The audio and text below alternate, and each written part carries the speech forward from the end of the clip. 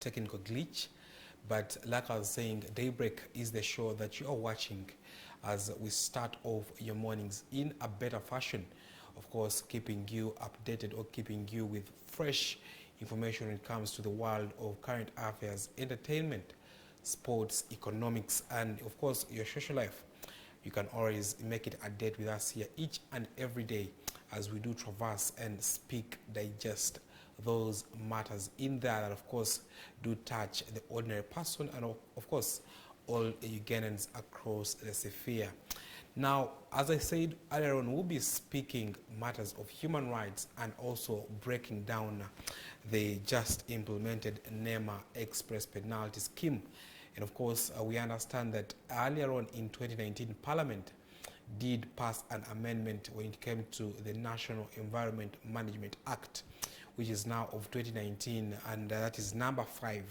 And this law does prescribe a lot of offenses when it comes to degrading the environment, when it comes to littering, when it comes to the misuse or mishandling of the environment. This law does provide a lot of laws. It does provide a lot of crimes. So of course, Ugandans need to take caution and be in line with the laws that are prescribed in Uganda. Now, this penalty scheme was implemented or put in place, brought about so as to punish the perpetrators of environmental degradation. And of course, some of these penalties did attract public attention, but more so the penalty that demanded drivers of cars, even private cars, taxis, buses, all cars, to have dustbins in there. If at all a car was, found without a dustbin, or used to be found without a dustbin, that is previously the car was going to, the person owning the car was to pay a fine. Now, this is the law that did attract public attention, and of course, we also saw the Uganda Law Society coming in to challenge NEMA for this law, saying that, under what law, under what laws of Uganda is this law, originating from? Under what law in Uganda is this law being brought about? And of course, these challenged NEMA, and that was on the 1st of April when we expected this express penalty scheme to take place or kick off. We saw NEMA halting this law specifically. Now, of course, this law was specifically halted, but we saw, NEMA saying that the people that will be found littering from their cars, that is, throwing trash out of your car window, you will be forced to, get out, pick it up, or of course, even charged. Now, this, of course, did create attention, as they were saying there was not a lot of sensitization done, that is in the public, to create awareness about how these laws will act or how these laws will be implemented. As the Uganda Law Society and also the civil society organizations did call for NEMA to create sensitizations, to talk to people, to educate Ugandans about this law, and this is one of the reasons as to why it was suspended.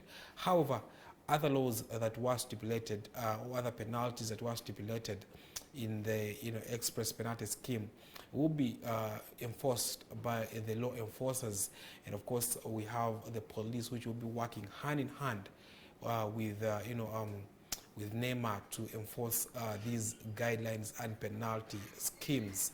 Now, these penalties include littering from commercial buildings or throwing trash outside of car windows.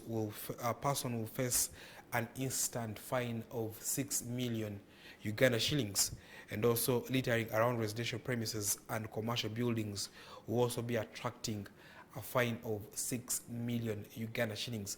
Now, of course, littering has, over the years become a serious offense, and we'll be, taking a short break now, and we'll be back with the topical discussion, deeper perspective of it. We'll be back after this short break.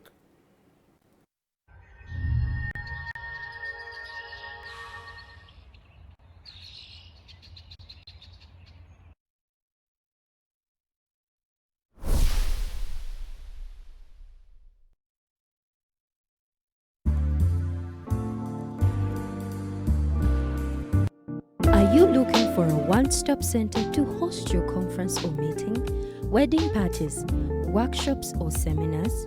Tobani Conference Center has the perfect modern space for your event.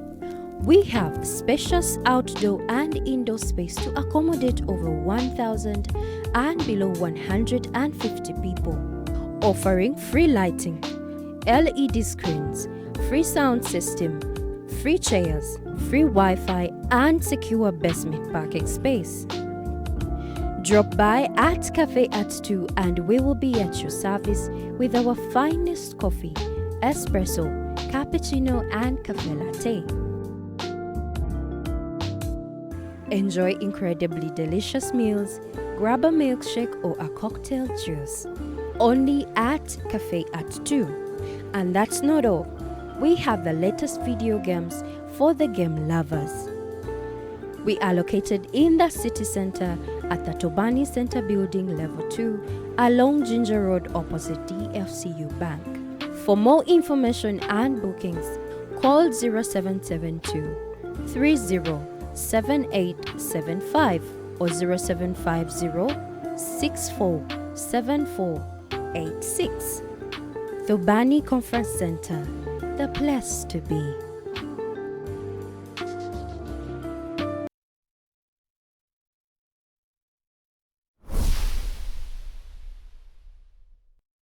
Are you doing business? Is it on small scale or large scale? Do you want to reach a wider audience of potential customers? BTM TV is supercharging your business at very affordable prices. Grab the opportunity and advertise with the fastest growing channel and tap into our vast audience. Find us at Aga House Level 2, Mawanda Road, Kamocha, or our social media platforms at BTM TV, or call us on 0755 823 228 or 0793 001 858. BTM, we transform.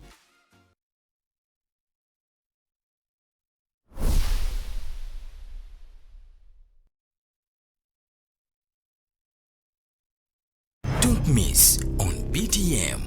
Ladies and gentlemen, we're excited to bring you a brand new show titled Jazz with Cyrus. Have you desired to listen to saxophone music, flute music, harp music, trumpet music, keyboards? There'll be lots of guests, there'll be lots of music and fun and inspirational talk. Join us every Friday, 6:30 p.m. with Miss Cyrus.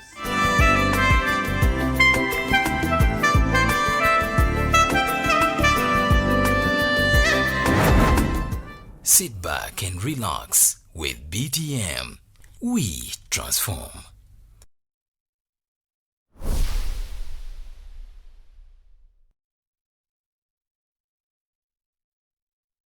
Are you doing business? Is it on small scale or large scale?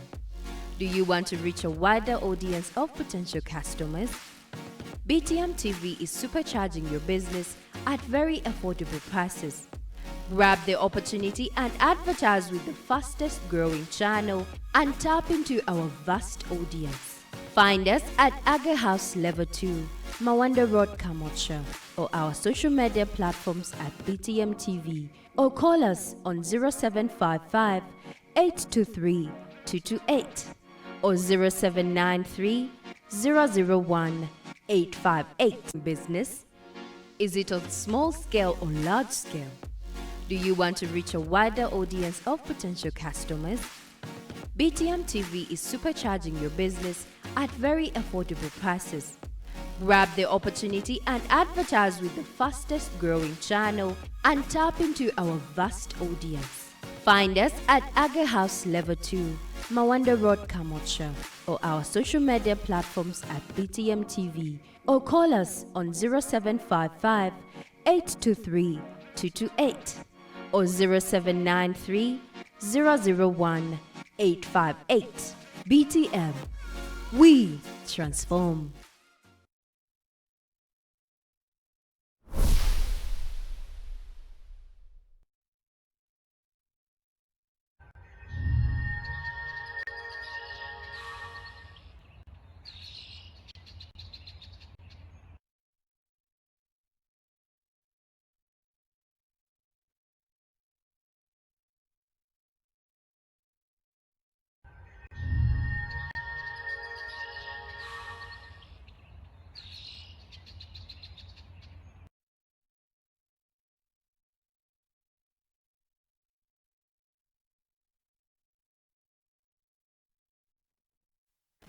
Yes, you're still watching the Daybreak, and just like I did put forward a preamble of our discussion today, we'll be tackling the NEMA Express penalty scheme, and also, if time allows, we'll be diving into a little bit of human rights, because there is an issue that I would like to, put forward and address in regards to some of the activities that did transpire yesterday. Now, of course, without further ado, I would like to welcome our guest today in studio, Council Aaron Chiza. Thank you for making time for us. Thank you. It's always my joy to be with you, and greetings to our viewers. Well, Council, let's dive into the discussion straight away. And first of all, we'd like to for you to draw us a picture, because you are an environmentalist, you are a lawyer, you know the laws that do deal with environment, and you've been an activist on several occasions. I'd like to understand what you make of the NEMA Express penalty scheme in regards to degradation, littering of the environment. Many things really to make of that scheme, but conceptually, it's a good idea.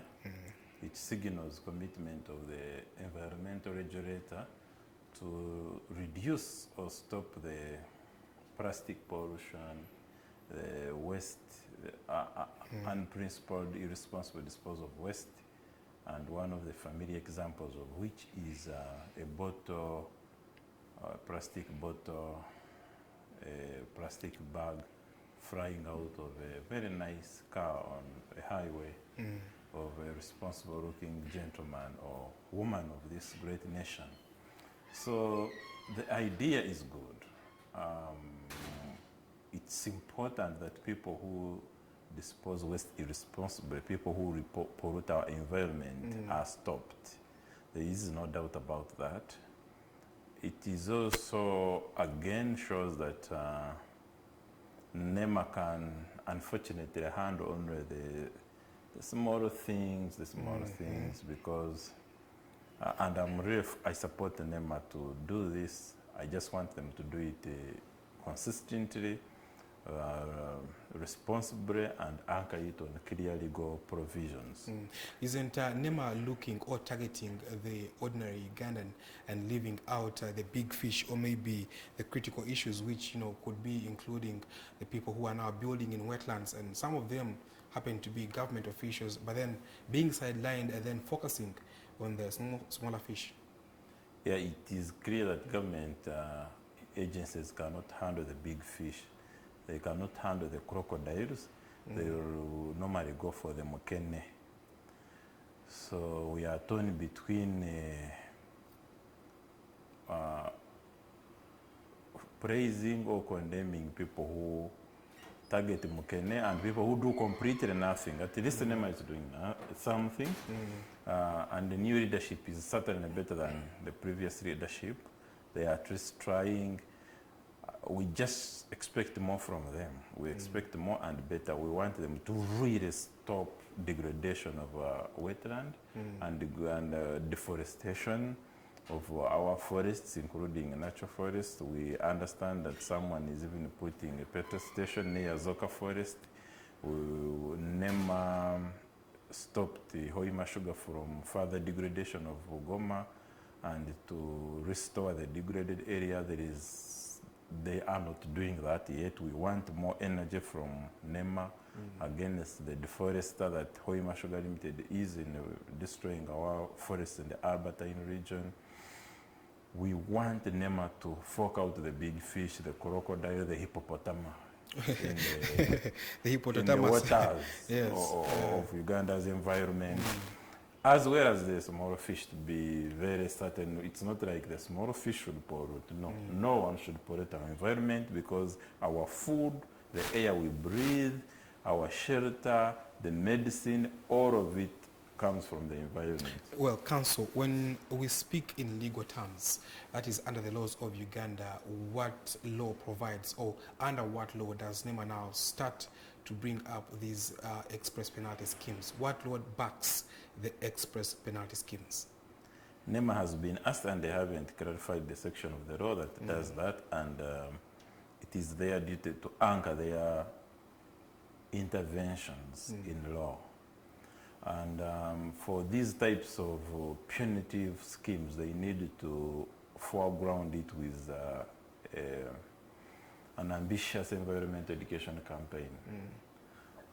And enforce laws that are already there and clearly provided for, but coming up with a scheme quoting general laws and like the Uganda Law Society and other lawyers have asked, if you are going to reach a level of penalizing Uganda, then you need to anchor it on a clearly defined law with a penalty prescribed. Okay. So, yeah, it is really the duty of NEMA to justify their powers and to understand that all public power must be anchored on the law.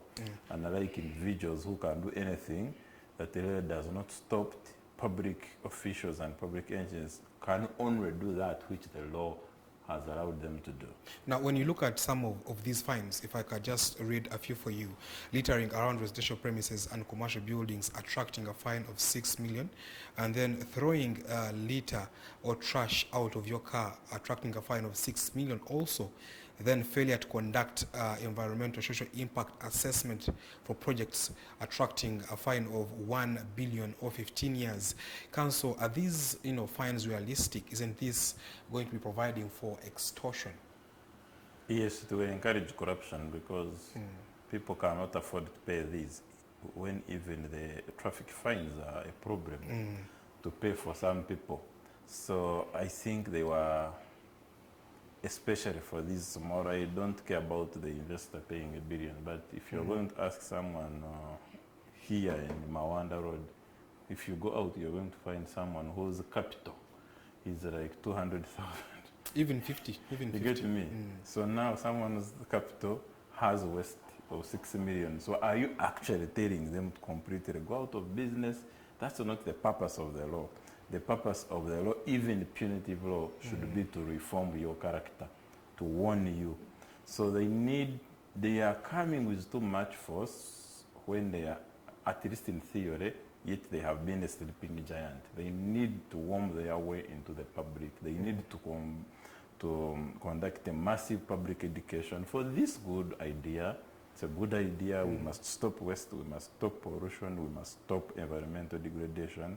But how NEMA comes in must start with ambitious nationwide education. Some people don't know the connection between their very life, that a wetland means life and death, not only for a city like Kampala, but for their individual lives. If they knew that, they would probably be different. If the corrupt Ugandans who are building in wetlands probably understood very well some of these concepts, they would probably behave differently. And it is those that we need to focus, the big fish, the crocodiles, to prioritize, but also do massive education, because once there is massive environmental awareness, then the public are your allies in trying to fight the polluters, the degraders, the deforesters, the wetland encroachers.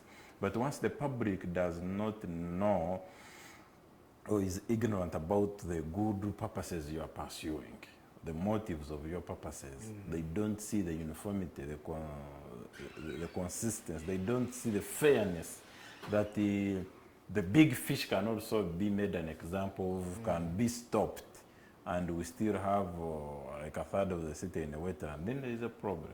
Now, Council, well, let's specifically turn to this specific law of, dustbins in cars, which did create a huge point of contention there in being suspended for 1 more month, that giving time for NEMA to sensitize, operators of motor vehicles about this law.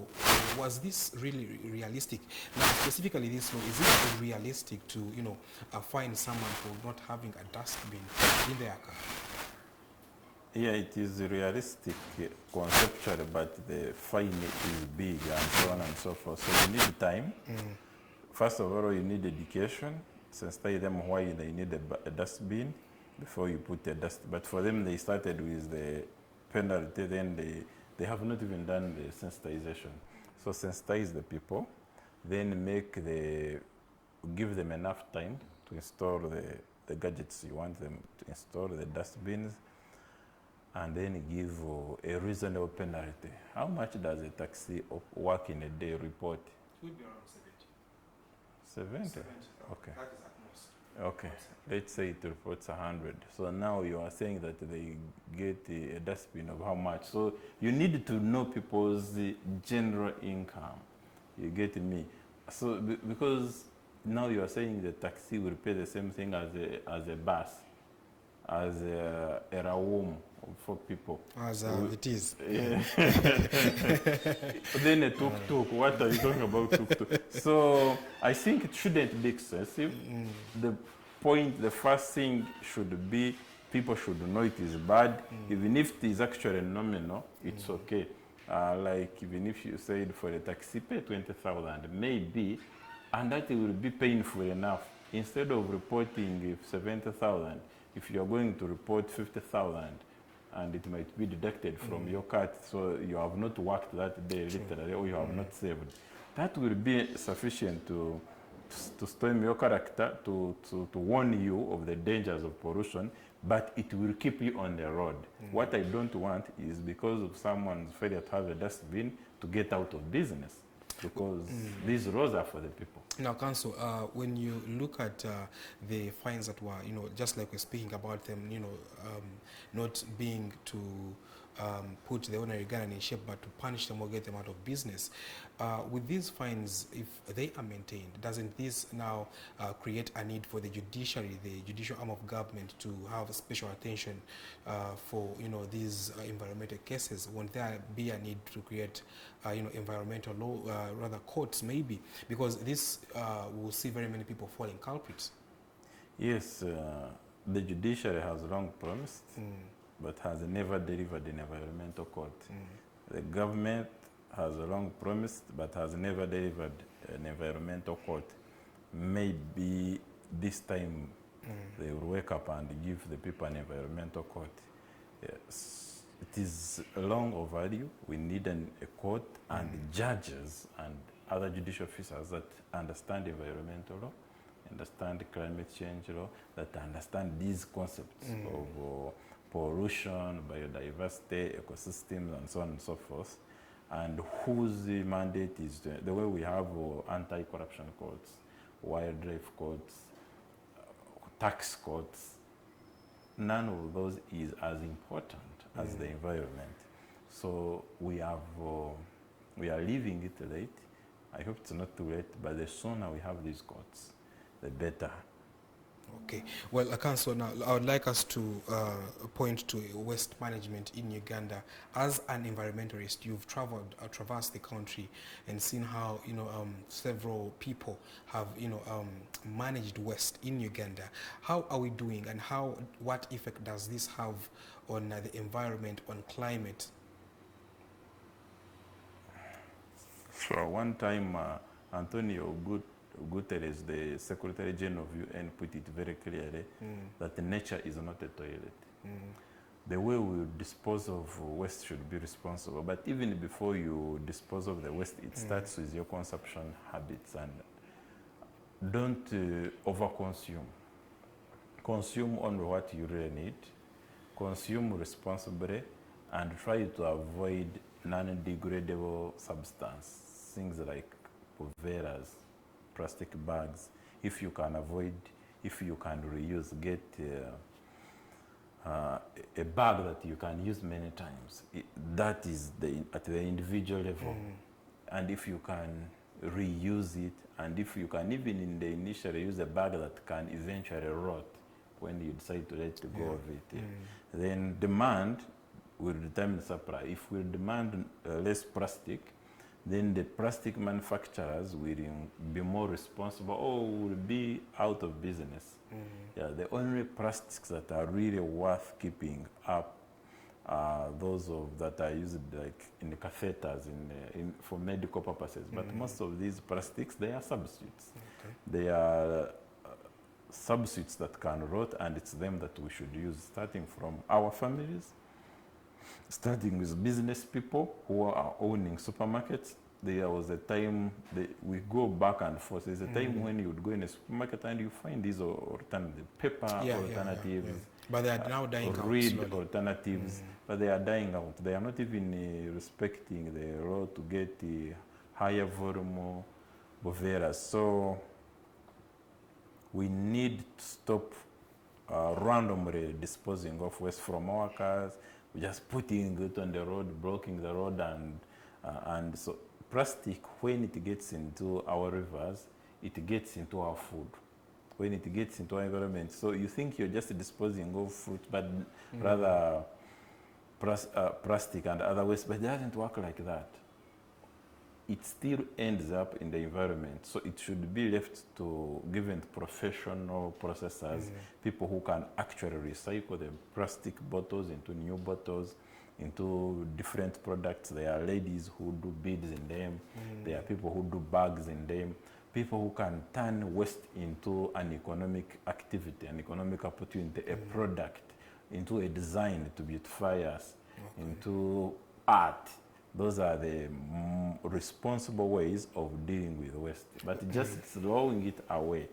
And as the UN General Secretary said once again, nature is not a toilet and it shouldn't be treated as such. Nature is beautiful. It is our home, and we need to be careful how we put waste into it. Okay, Council, let's now speak matters of noise pollution. In Uganda here, we've seen, people are fans of, making or playing loud music. That is, you'll be passing in the streets of Kampala, specifically, let's say Chiseka, loud music is playing. At night, bars are playing loud music. We have churches that, do praise God, but then the noise coming from them is a little bit loud. We have Muslims who, do the kwazina, if I can, in quotes. And, it seems to be loud to the public, calling people to come and worship. This could be also noise pollution. And do we see NEMA now, looking, how do we see NEMA regulating this? How do we see NEMA going about this matter? Next month, we are going to publish a report that covers some key environmental stories, local and international. And we found out that actually NEMA tried to stop some noise polluters. There is a lot of noise pollution coming from churches and mosques, then also coming from bars. Those are the centers of noise pollution. People want to keep you awake under the pretext of pleading with God. So it's very good to pray, but even when Jesus was praying, many times he preferred to keep it private and low-key, and not to inconvenience the entire community. So it's not fair to pollute the environment. There are soundproofing systems which places of worship should buy. Some bars have them, but some don't care, don't want to invest in that. So people need to sleep so that they can rest and be able to work the following day. If you keep people awake by force, through your noise pollution of songs, of hymns, of, is it to do for Muslims? So like, or music, it's not fair, it's unhealthy, it stops people from resting, and once people don't rest, they are not ready, they don't have the energy for the following day, or you can make them run mad. You could even kill them. It can be a form of torture. Does Uganda, or do Ugandans have the finances, the ability, to bear the costs in implementation of these guidelines to make sure that everything goes smoothly? The big businesses have, and the smaller businesses should be aware that they can't afford to pollute to do noise pollution, and therefore behave like humble people who cannot. It's like not everyone can afford an SUV. Not everyone can afford an aeroplane. So you be humble and wait for when there is a conference that is fully covered, and you also travel in an airplane. You can't pay for return tickets. So it's not like if you can't afford to prove, if you can't afford the equipment that will stop you from polluting the environment for the entire Mawanda Road, for God's sake, don't pollute it. Sing, worship God, worship Allah, entertain your guests in a way that will not pollute the environment, because not every neighbor of yours is interested in what you're talking about, and also you have to respect their privacy. You have to respect their rights. Well, Council, in just a few minutes, we'll be, of course, diverging and, speaking a little bit of human rights. So my producer, I don't know if you will be ready with those clips as Council does, reply this last question. Council, lastly, as we close the chapter of NEMA, of environment, what better thing, or in what better way do you think that NEMA can help to, preserve the environment? What isn't it doing right, and what can it do right? NEMA needs to tackle the big fish. Yeah, and starting with even a Kampala, whether it is Rubiji wetland, whether it is Mandela constructing in this, as you go Natete, you get out of Natete, there is a lot of wetland degradation in Ogorobi. It's everywhere you look in Kampala. Just NEMA needs to get out. Now we know that these people are big, we know that but the public is on the side of NEMA, and also they need to be courageous. It is the job that they have on their hands. Yeah, big, with guns, with impunity, but it's a job that just has to be done.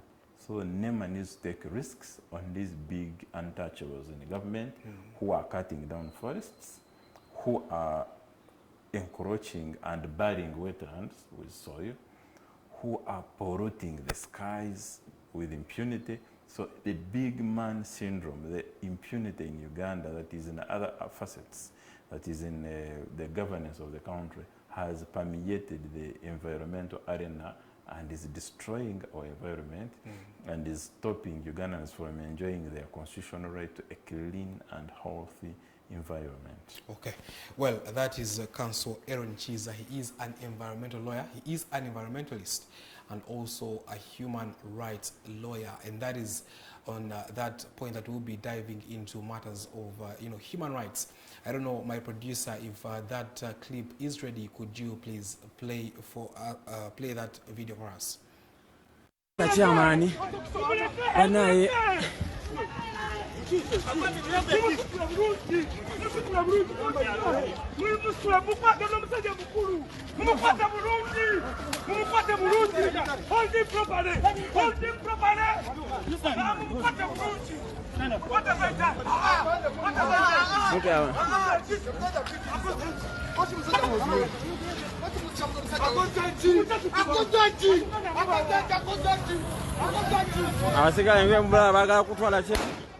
Nebanaka kuba batya tebalina kye batugamba. Chairman bagala kumutabusi. Tosobola kunzija ku live bulaza. Tosobola kunzija ku live omusajja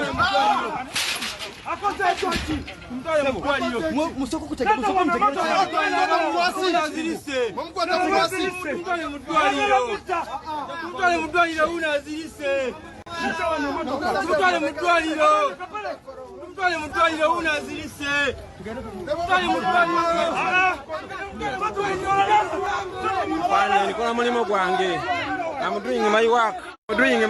Please. Chairman.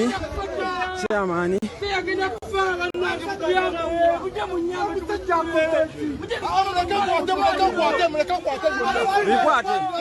Bagakuta chairman. Afani.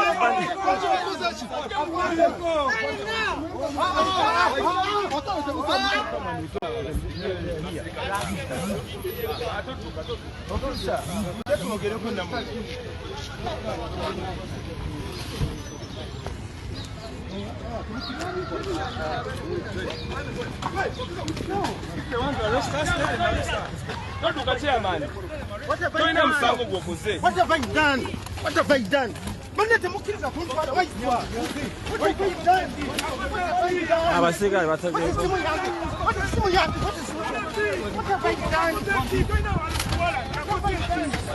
Abasirikale basazeeko baagala kutwala chairman.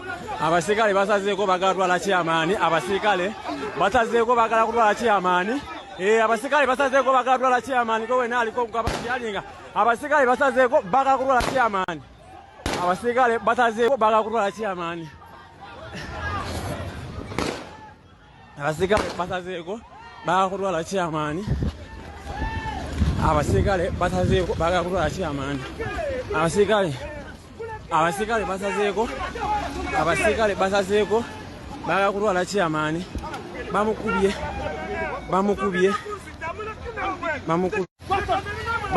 abasikale basazeeko bannaye baagala kutta chairman abasikale baagala kutta chairman bannaye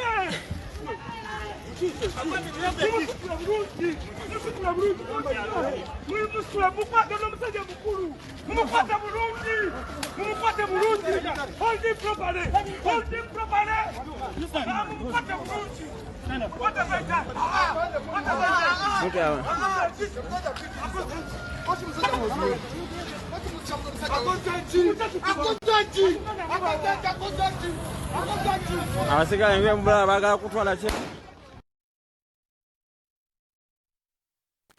Well, that is, those are some of the scenes that came out yesterday as some of the party members of NUP. You did see the Secretary General, David Lewis Rubongoya, the Deputy Spokesperson, Alex Waiswa Mufumbiro, and the Chairperson of Mobilization in the party, that is Fred Nyanzi Sentamu there, who was actually the culprit being dragged in that poor state. And with me here is a lawyer, of course, a human rights lawyer, and I would like him to, weigh in on that clip or those scenes that you just saw.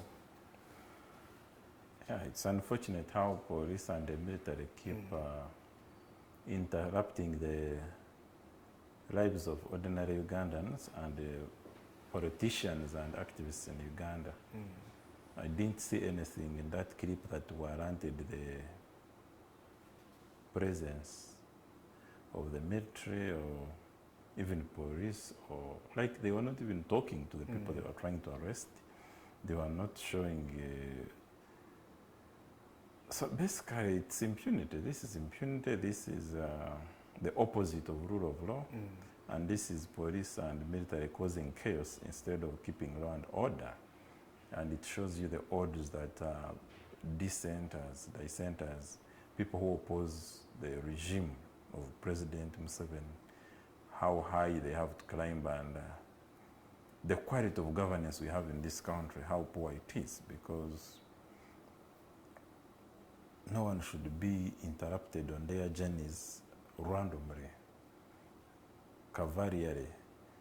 There should be respect for human beings, and there should be fidelity to the law and to our constitution, and people's dignity, people's work, people's right to work, people's entitlement to a fair and dignified and just treatment, people's freedom of assembly, people's freedom of expression, people's freedom to associate, people's fundamental human rights should be respected and promoted. But we see the opposite. We see them being violated. We see people being harassed. These are people whom we have talked about, Mufumbiro, Lewis, and Chairman. These are people that you don't need to ambush on the street. Even if you needed them, you could simply call them, summon them. Why are you trying to create the drama? Why are you trying to show a lot of power, which we all know you already have? You have already shown it in the past. You are paid to have that power. The power. So there is no doubt that you're powerful, that you have guns, that you can damage people and their property, but it's unnecessary.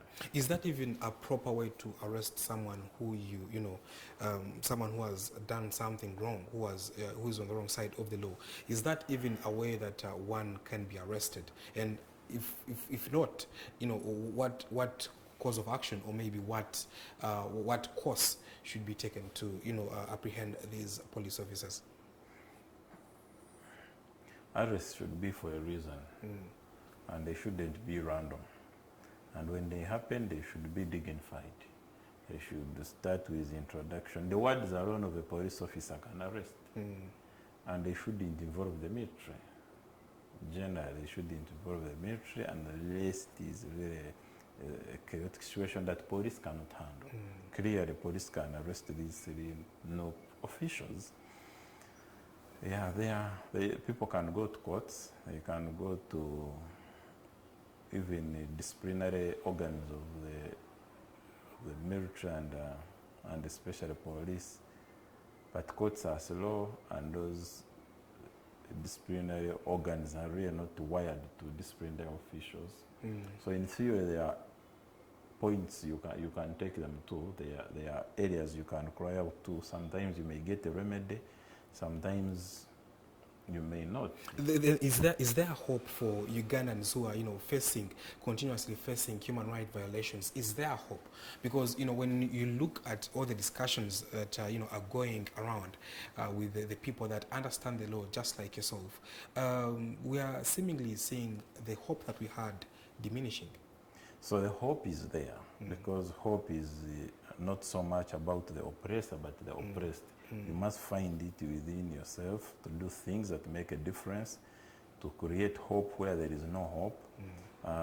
The oppressors are not going to stop being oppressors. They will continue oppressing, but they are not gods. And nature and humanity is much bigger than these oppressors whose time is fleeting, really. So they will go, and it will fall upon Ugandans to organize a better government, a better regime, and it's their duty to continue resisting these kinds of arrests. Now, Council, earlier on we saw, the failure of renewing I would say the legal documents, putting the United Nations Human Rights Office in Uganda, the Human Rights Commission office in Uganda, and of course that pushing it out of the country. Now, does that deepen, or does that worsen the struggle for human rights in Uganda? Yes, because government is stopping allies of the human rights movement from working in Uganda. Is stopping people who have been documenting human rights violations in Uganda.